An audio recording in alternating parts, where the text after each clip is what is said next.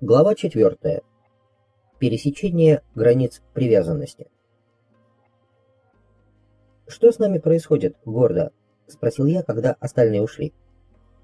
«Наши тела вспоминают, но не могут понять, что именно», — сказала Лагорда. «Ты веришь в воспоминания Лидии, Нестора и Бениньо?» «Конечно. Они серьезные люди и ничего не говорят просто так, лишь бы подурачить нас. Но то, что они говорят, невероятно. Мне-то ты веришь, Лагорда?» «Я верю, что ты не помнишь, но тогда...» Она не договорила. Она подошла ко мне и зашептала на ухо. Она сказала, что имеется нечто такое, о чем Нагваль взял с нее обещание не говорить, пока не придет время. Козырной картой нужно пользоваться лишь тогда, когда нет другого выхода. Драматическим шепотом она добавила, что Нагваль предвидел их новый уклад жизни, который явился результатом того, что я взял Хосефину в Тулу, чтобы она поддержала Паблито. Она сказала, что существует ничтожный шанс, что мы добьемся успеха как группа, если последуем естественному порядку такой организации. Лагорда объяснила, что поскольку мы разделены на пары, мы образовали живой организм. Мы стали змеей, могучей змеей. У змеи 4 отдела, и она разделена на 2 продольные части, мужскую и женскую. Она сказала, что мы с ней образуем первую часть змеи – голову. Это холодная, расчетливая, ядовитая голова. Вторая часть образована Нестором и Лидией. Это твердое, чистое сердце змеи.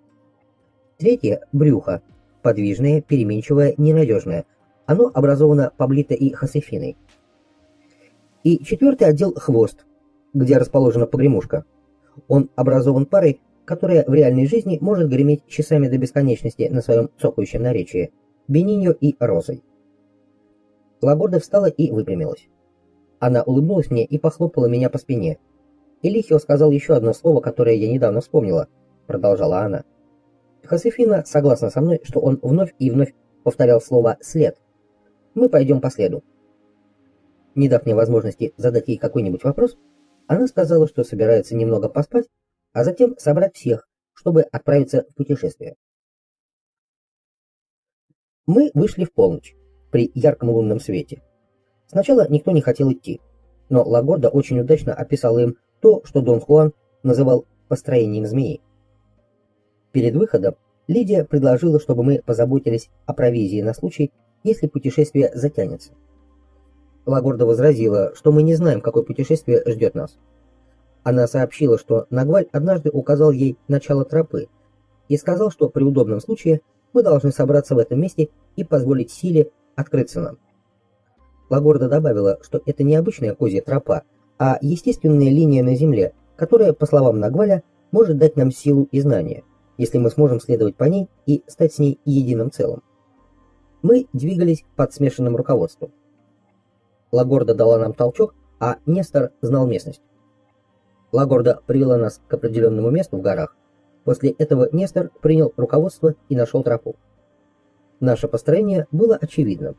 То есть голова вела, а остальные располагались соответственно анатомическому строению змеи. Сердце, брюхо и хвост. Мужчины шли справа от женщин. Каждая пара шла в 1,5 метрах за предыдущей. Мы шли так быстро и так бесшумно, как только могли. Временами слышался лай собак, а когда мы поднялись выше в гору, осталось только пение сверчков. Мы шли еще какое-то время. Внезапно Лагорда остановилась и, схватив меня за руку, показала вперед. В 40-50 метрах, прямо посреди тропы, высился силуэт громадного человека, около 2,5 метров высотой. Он преграждал нам дорогу. Мы столпились гурьбой. Наши глаза были прикованы к темной фигуре. Она не двигалась. Некоторое время спустя Нестор сделал несколько шагов вперед. Лишь после этого фигура сдвинулась с места, навстречу нам. Каким бы громоздким ни выглядел человек, перемещался он плавно. Нестор бегом вернулся обратно. В тот момент, когда он присоединился к нам, человек остановился. Лагорда сделала шаг в его направлении, и человек сделал шаг нам навстречу. Было очевидно, что если мы будем продолжать двигаться, мы столкнемся с ним. Мы были не чета гиганту, чем бы он ни был. Я взял на себя инициативу, толкнув всех назад, и быстро увел с этого места.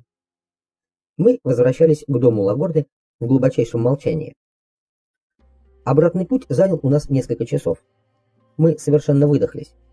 Когда мы благополучно уселись в комнате Лагорды, она заговорила. «Мы обречены», — сказала она. «Эта штука, которую мы видели, была одним из твоих союзников. Ты не хотел, чтобы мы двигались вперед. Твои союзники выскакивают из своих укромных мест, когда ты подталкиваешь их». Я не ответил. Протестовать не было смысла. Я вспомнил, как много раз я сам считал, что Дон Хуан и Дон Хенаро были в сговоре друг с другом. Я думал, что пока Дон Хуан разговаривает со мной в темноте, Дон Хенаро переодевается для того, чтобы напугать меня, а Дон Хуан утверждает потом, что меня пугают союзники. Сама мысль о существовании союзников и тому подобного за пределами нашего повседневного внимания была слишком неприемлемой для меня.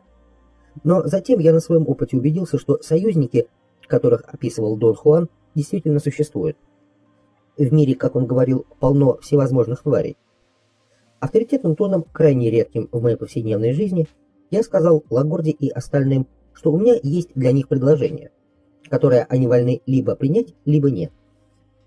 Если они готовы уйти отсюда, то я могу взять на себя ответственность и увести их в другое место.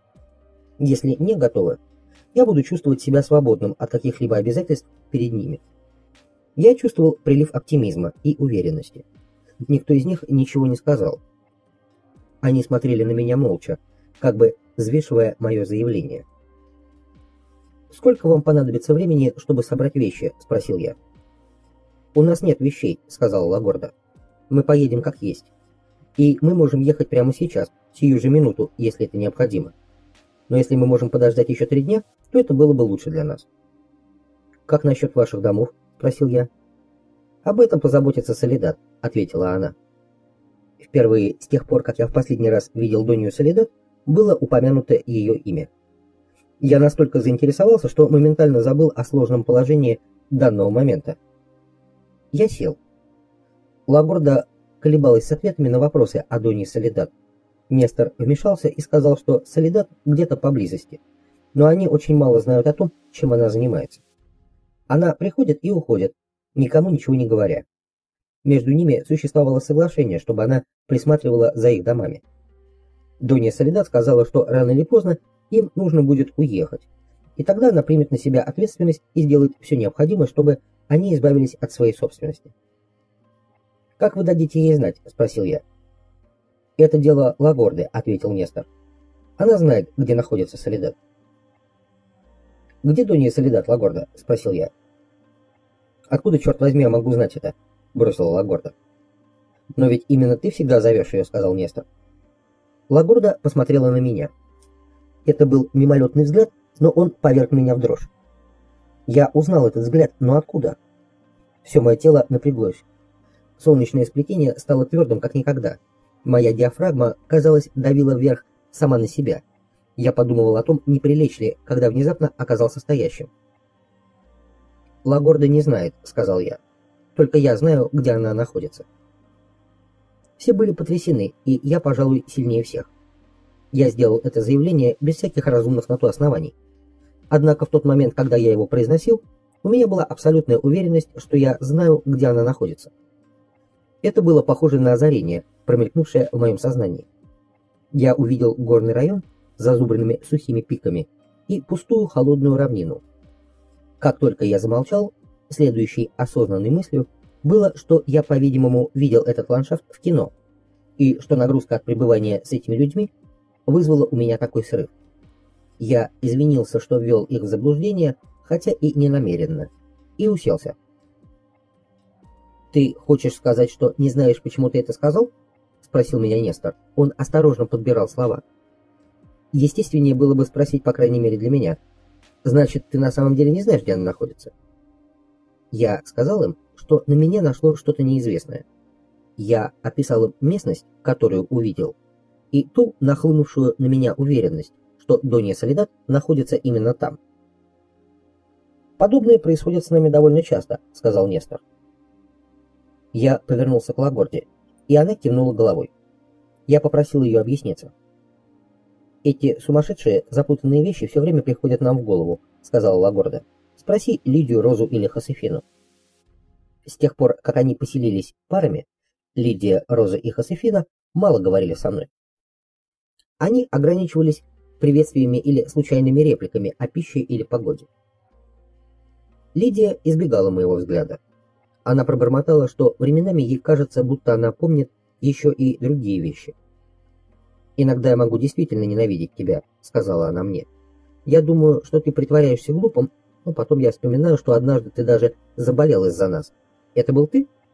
«Конечно, это был он», — вмешалась Роза. «Я тоже вспоминаю разное. Я помню даму, которая была добра ко мне. Она учила меня, как держать себя в чистоте, а этот Нагваль подстриг мне волосы в первый раз, пока она меня держала, потому что я была очень напугана. Эта дама любила меня. Она была очень высокая. Я помню, что мое лицо прижималось к ее груди, когда она обнимала меня. Она была единственным человеком, который действительно заботился обо мне. Я бы с радостью приняла смерть ради нее». «Кто была эта дама, Роза?» — спросила Лагорда, затаив дыхание. Роза указала на меня подбородком, жестом полным отвращения и недовольства. «Он знает», — сказала она. Все уставились на меня, ожидая ответа. Я рассердился и заорал на Розу, что не ее дело лезть с заявлениями, которые в действительности являются обвинениями. Я никоим образом не лгал им. На Розу не подействовала моя вспышка. Она спокойно объяснила, что помнит, как эта дама говорила ей, что я еще вернусь, после того, как оправлюсь от своей болезни. Роза поняла это так, что дама заботится и обо мне, лечит меня. И поэтому я должен знать, кто она такая и где она, поскольку я уже явно выздоровел. «Что за болезнь была у меня, Роза?» — спросил я. «Ты заболел, потому что не смог удерживать свой мир», — сказала она очень убежденно. «Кто-то говорил мне, я думаю, давным-давно, что ты не создан для нас. Точно так же, как Элихио говорил Лагорде в сновидениях. Поэтому ты нас и покинул. И Лидия так и не простила тебе этого. Она будет ненавидеть тебя и за границами этого мира». Лидия запротестовала, сказав, что ее чувства не имеют ничего общего с тем, что говорит Роза. Она просто очень легко выходит из себя и сердится из-за моей глупости. Я спросил Хосефину, помнит ли она меня тоже. «Конечно, помню», — сказала она с улыбкой. «Но ты же знаешь, что я сумасшедшая. Мне нельзя верить, на меня нельзя положиться». Лагорда настаивала, чтобы Хосефина сказала о том, что она помнит. Хосефина была настроена не говорить ничего.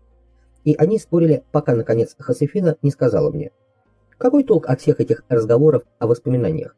Они гроша ломаного не стоят». Хосефина, казалось, высказалась за всех. Больше говорить было не о чем. Они собирались уйти после того, как посидели в вежливом молчании еще несколько минут.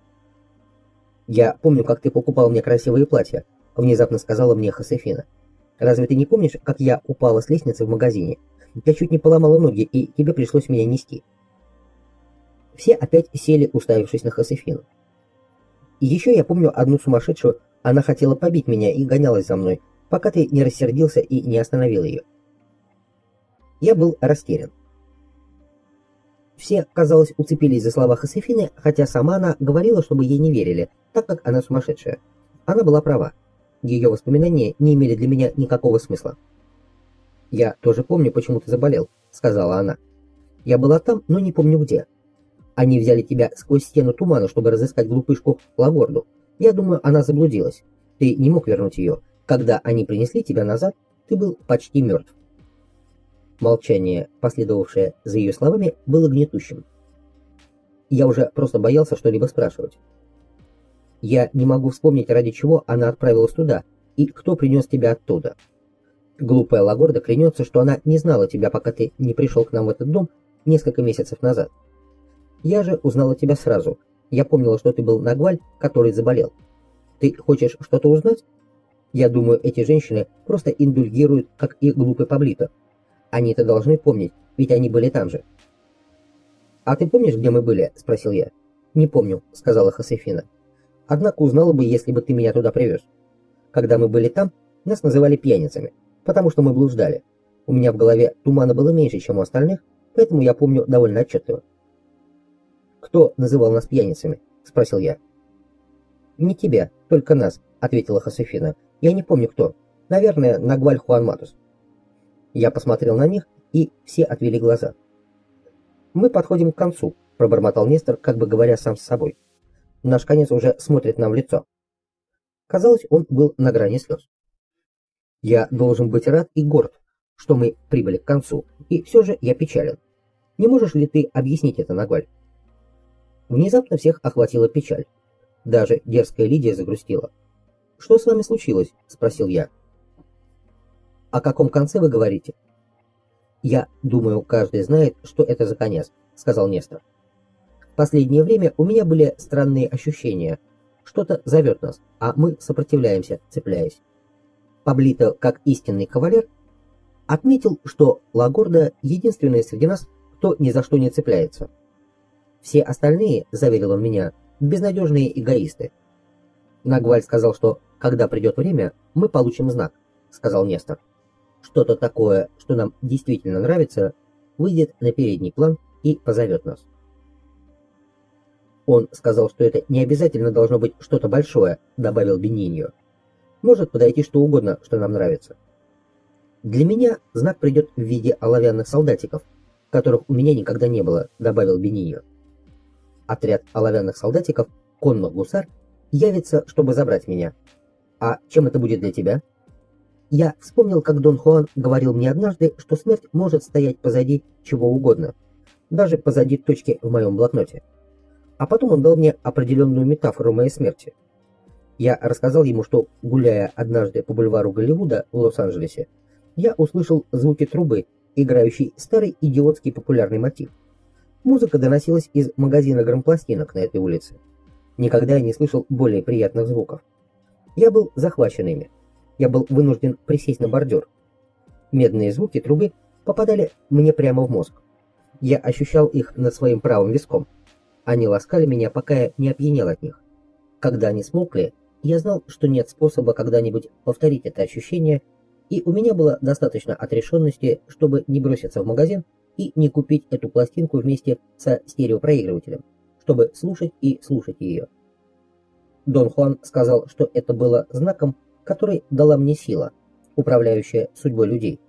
Когда придет мое время покинуть этот мир, в какой бы то ни было форме, я услышу те же самые звуки трубы и тот же идиотский мотив, исполняемый тем же трубачом. Следующий день был для всех суматошным. Казалось, каждому нужно было сделать бесчисленное множество дел. Лагорда сказала, что их хлопоты носят личный характер и должны выполняться каждым без посторонней помощи. Я был рад остаться один. У меня тоже имелись свои дела. Я поехал в ближайший городок, который так сильно нарушил мое спокойствие.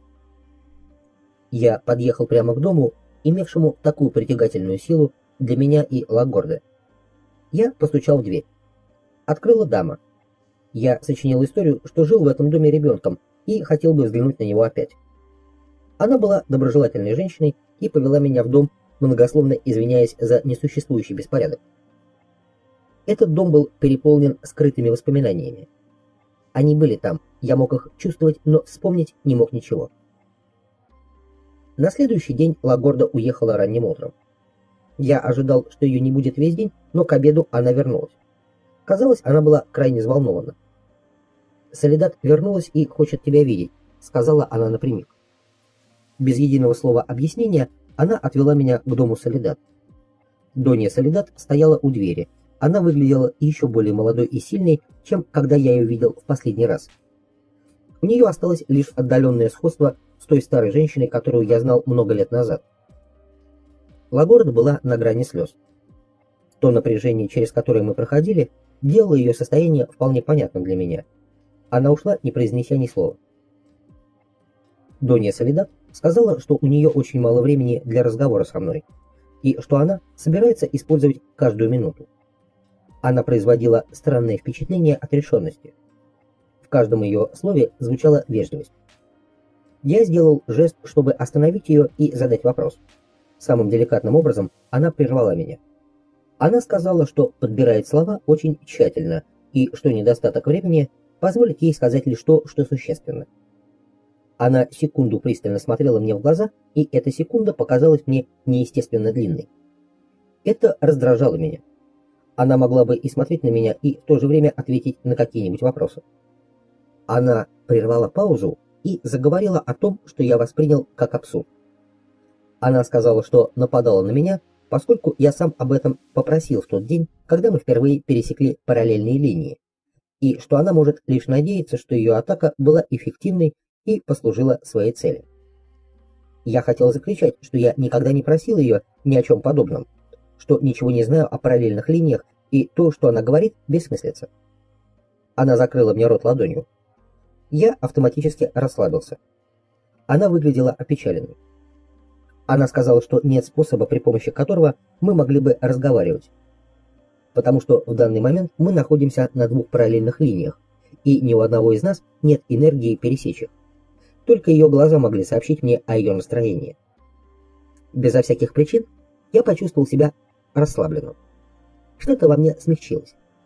Я заметил, что по моим щекам катятся слезы, а затем мной на секунду овладело невероятное ощущение. На короткий момент, но достаточно продолжительный, чтобы пошатнуть основание моего сознания или моей личности, или того, что, как я думал и чувствовал, является мною. В это мгновение я понял, что мы очень близки друг к другу по своим целям и темпераменту. Наши обстоятельства были похожими. Я хотел сказать ей, что это была отчаянная битва, но что она еще не закончена и никогда не закончится. Она прощалась, потому что, будучи безупречным воином, знала, что наши пути никогда не пересекутся. Мы пришли к концу следа. Запоздалая волна чувств общности вырвалась из какого-то темного непостижимого уголка меня самого.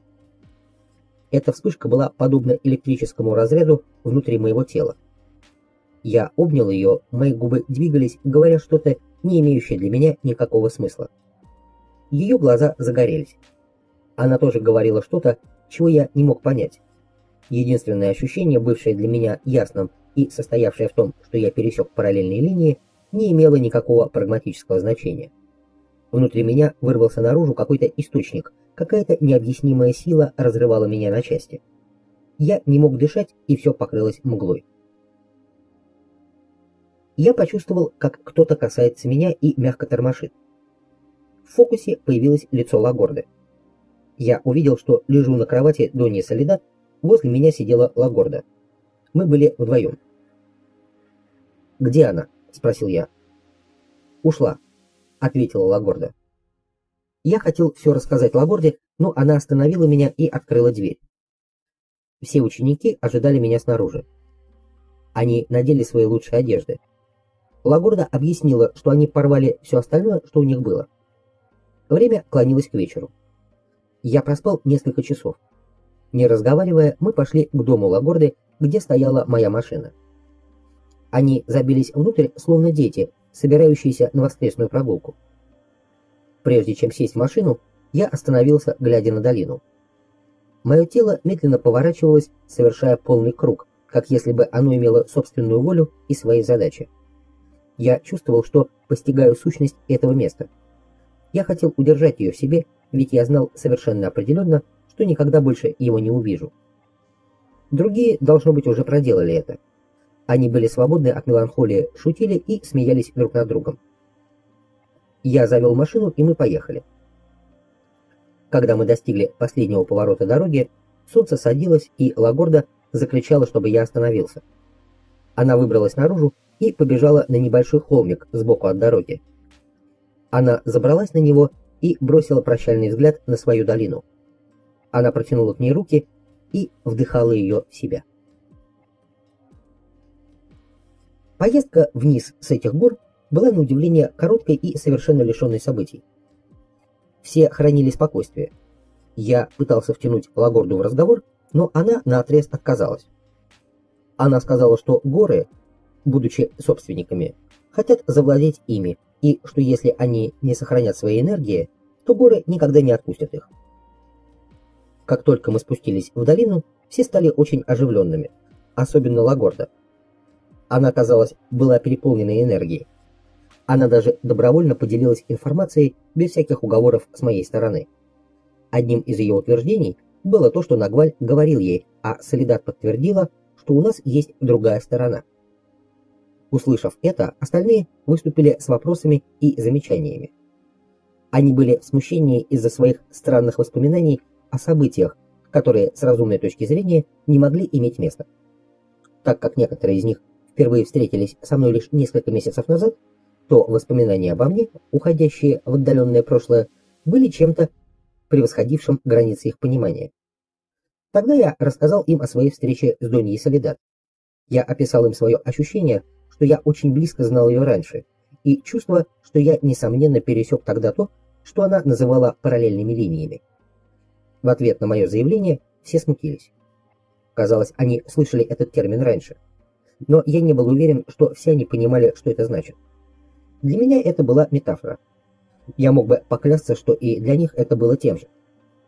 Когда мы приехали в Оахаку, они изъявили желание посетить то место, где, по словам Лагорды, исчезли Дон Хуан и Дон Хенаро.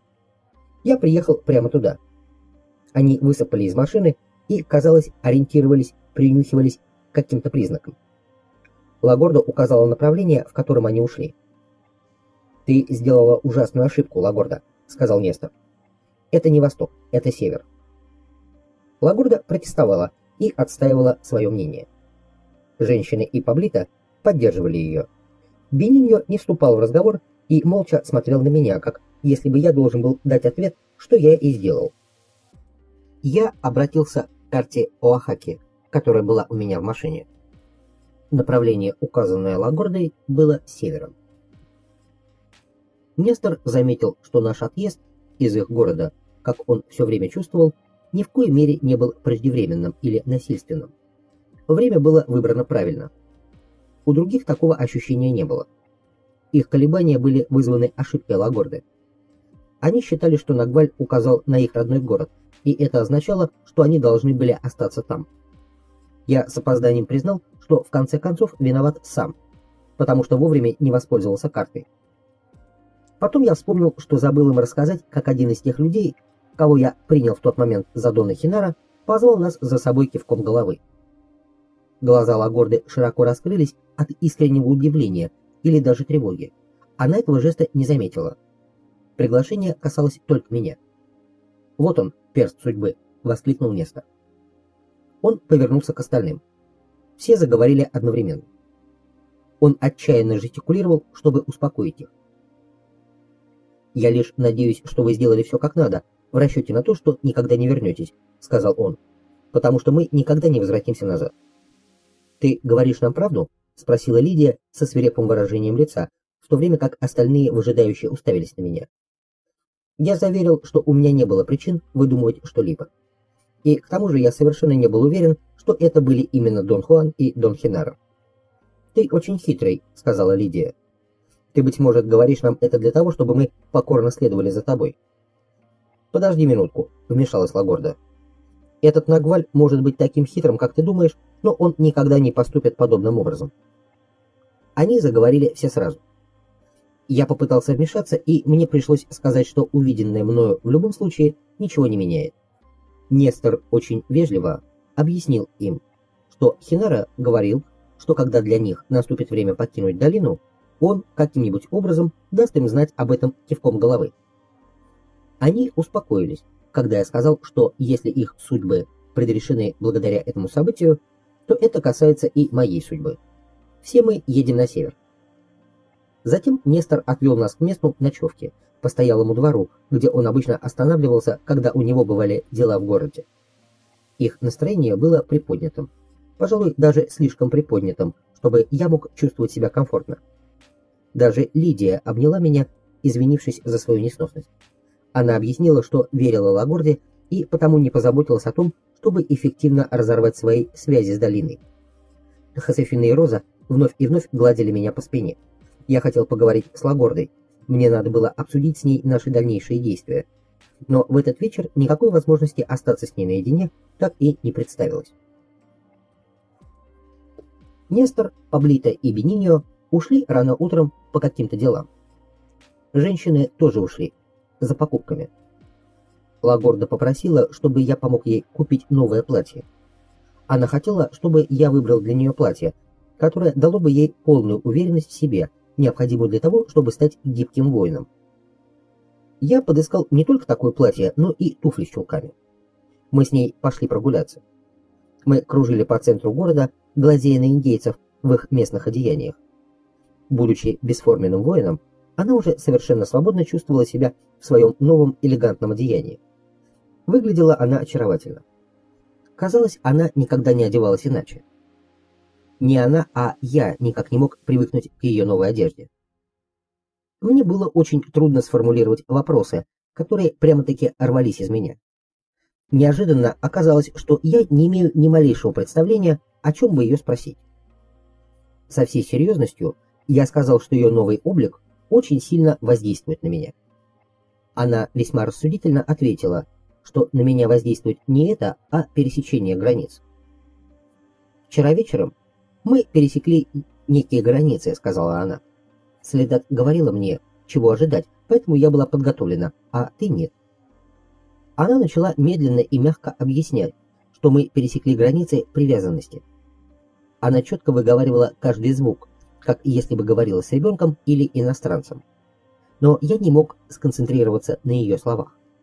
Мы повернули к нашему жилью. Я нуждался в отдыхе, но закончилось тем, что я опять отправился в город.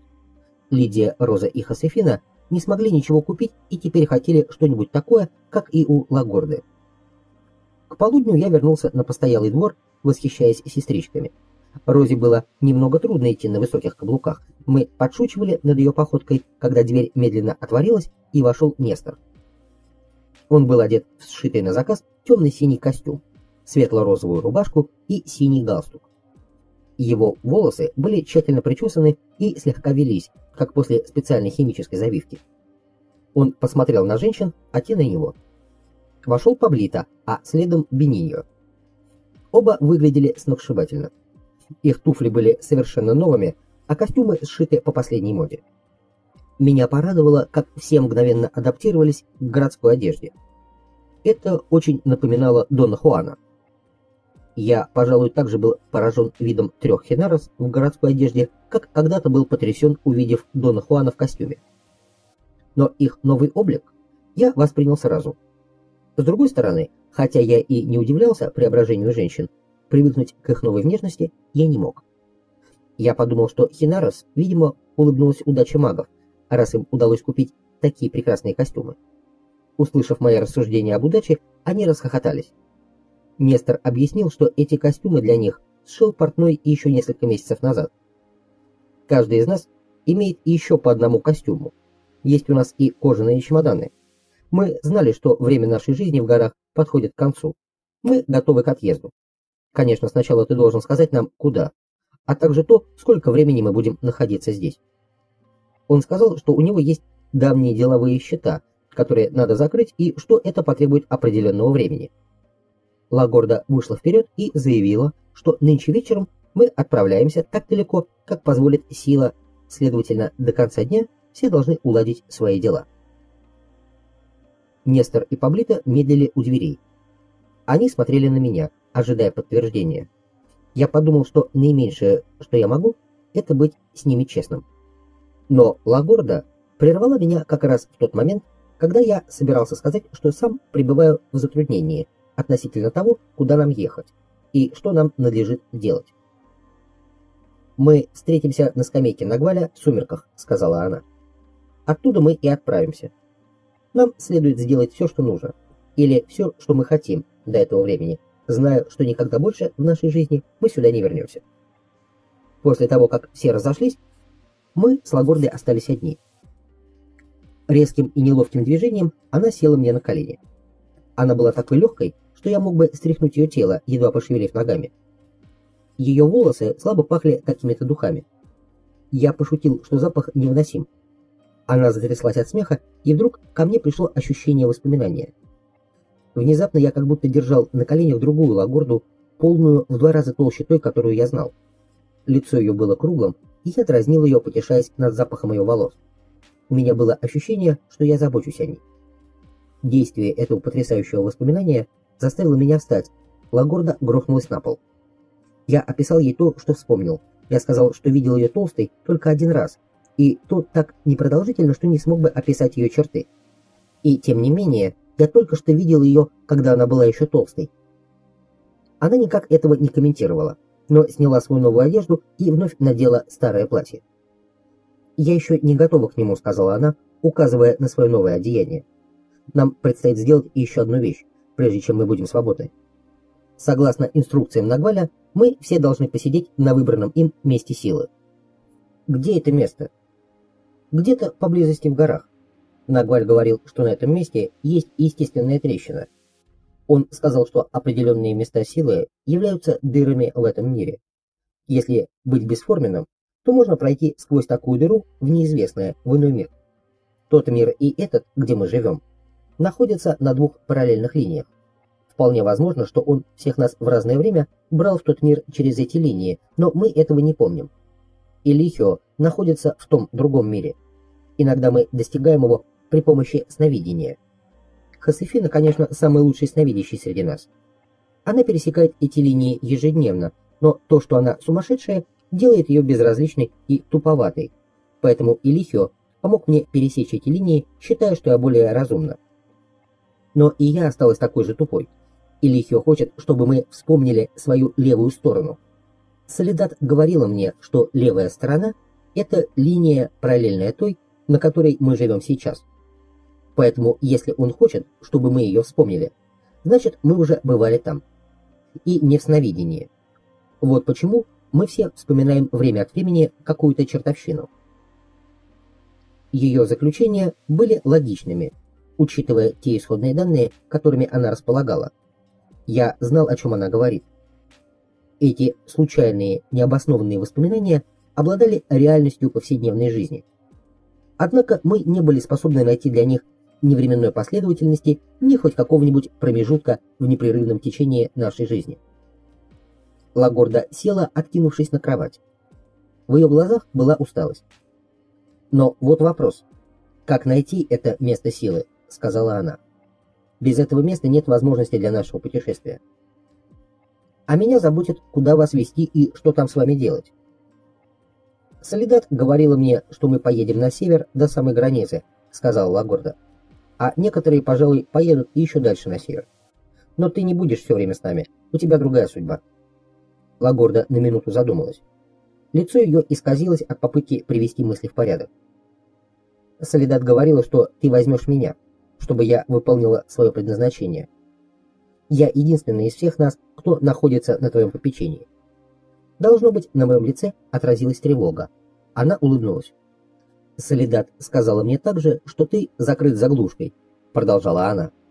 «Но иногда ты бываешь нагвалем. Все остальное время, по словам Солидат, ты подобен тому сумасшедшему, у которого временами проясняется сознание, а затем он вновь впадает в свое безумие». Донья Солидат нашла очень подходящие слова, чтобы описать меня. Именно те, которые я мог понять. Должно быть, по ее мнению, у меня был проблеск в сознании, когда я знал, что пересек параллельные линии. Однако именно этот момент, по моим собственным стандартам, был самым абсурдным. Мы с Доньей Солидат явно находились на разных линиях мышления. «Что еще она тебе говорила?» — спросил я. «Она говорила, что я должна заставить тебя вспомнить. Она совсем выдохлась, пытаясь поднять на поверхность мою память. Именно поэтому она не могла подробнее заняться тобой». Лагорда поднялась. Она была готова к выходу. Мы пошли погулять по городу. Она, казалось, была счастлива. Она ходила, наблюдая за всем, насыщая свои глаза миром. Дон Хуан уже давал мне такую картину, говоря, что воин ждет, что он знает, чего ждет, и пока он ждет, он насыщает свои глаза миром. Для него окончательное выполнение задачи воина было радостью. В тот день в Оахаке Лагорда буквально следовала советам Дона Хуана. В конце дня на закате солнца мы пришли и сели на скамью Дона Хуана. Первыми явились Паблито, Бениньо и Хосефина, а через несколько минут к нам присоединились и трое остальных. Паблито уселся между Лидией и Хосефиной, положив им руки на плечи. Они опять переоделись в старую одежду. Лагорда поднялась и начала рассказывать им о месте силы. Нестор стал смеяться над ней, остальные присоединились к нему. «Никогда больше ты не заставишь нас попасть под твое влияние», — сказал Нестор. «Мы свободны от тебя. Прошлой ночью мы пересекли границы». Лагорду это не задело, но остальные рассердились. Я громко сказал, что хочу подробнее узнать о тех границах, которые мы пересекли. Нестор объяснил, что это относится только к ним. Лагорда не согласилась. Казалось, они были готовы сцепиться. Я отвел Нестора в сторону и велел ему рассказать о границах. «Наши чувства создают границы, вокруг чего угодно», — сказал он. «Чем больше мы любим, тем сильнее границы. В данном случае мы любили свой дом. Прежде чем уехать, нам пришлось забрать свои чувства назад. Наши чувства к своему дому доходили до вершин гор на западе нашей долины.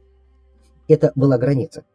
Мы переступили эти границы, когда потеряли из виду вершины гор, зная, что никогда не вернемся назад.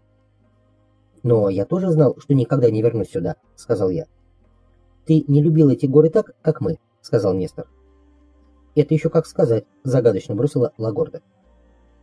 «Мы были под ее влиянием», — сказал Паблито, указывая на Лагорду. Она держала всех нас за шиворот. Теперь я вижу, насколько мы были тупы в отношении ее. Мы можем плакать над пролитым молоком, но больше мы не попадемся». Лидия и Хосефина присоединились к Нестору и Паблито. Бениньо и Роза смотрели так, словно вся эта стычка совсем их не касается. В этот момент у меня опять появился проблеск уверенности и авторитетного поведения.